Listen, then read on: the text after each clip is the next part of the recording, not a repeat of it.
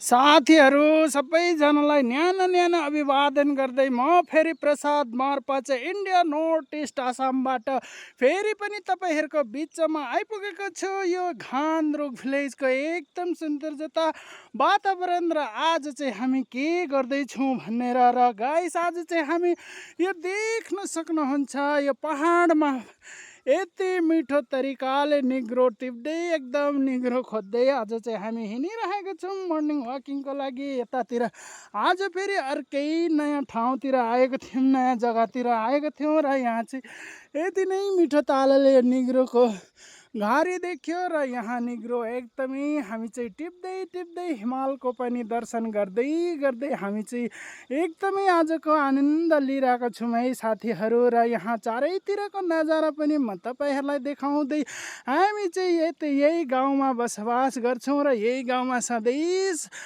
Morning टाइममा एकदमै प्राकृतिकको सौन्दर्यता र यहाँको बर्फिला हावाको झोकासँग सधैँ नै खेल्ने गर्छौँ। र मेरो साथी चाहिँ अगाडि पुगिसकेका छन्। आजको हाम्रो काम चाहिँ आज निग्रो खोज्ने छ। यो देख्न सक्नुहुन्छ मेरो हातमा।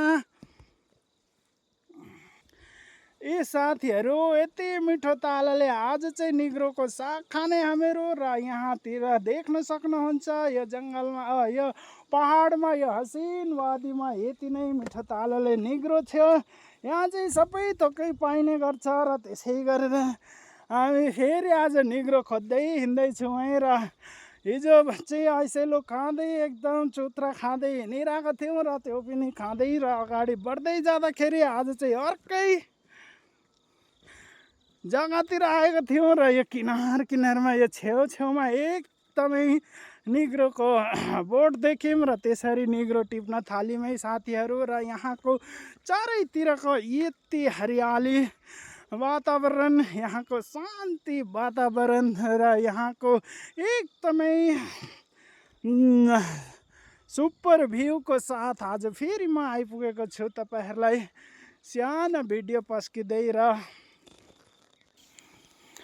साथीहरू अब यहाँ चाहिँ एकदमै धान रोप्ने पनि माटो बनाएर तयार गरिरहेको रहेछन् र बेर चाहिँ यता धानको चाहिँ अहिले राख्दै गरेका रहेछन् र एकदमै कोदोको बेर चाहिँ राखेर एकदमै राम्रो भइरहेको छ। र यहाँ चारैतिरको यस्तो बाटोमा आज चाहिँ हामी हिँड्दै हिँड्दै मुनितिर झरिसकेको छौँ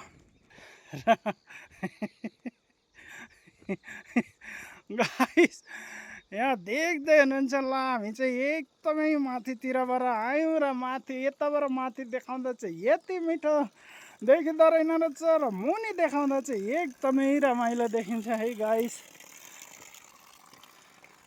मेरो साथी पनि अगाडि बढ्दै गरेको नजारा र यहाँको निग्रोहरू खोज्दै लागेको यस्ता निग्रो छ यहाँ।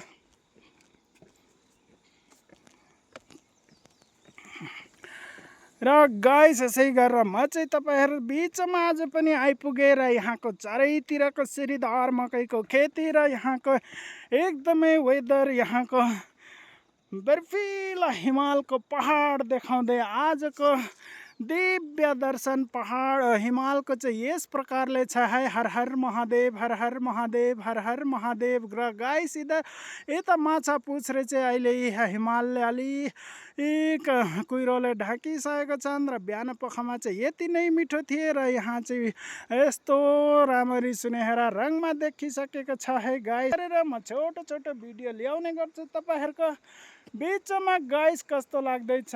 यदि राम्रो लाग्छ भने लाइक गरिदिनुहोस्, कमेन्ट गरिदिनुहोस् र फेरि म अर्को एउटा नयाँ भिडियो लिएर मिल्ने छु गाइस।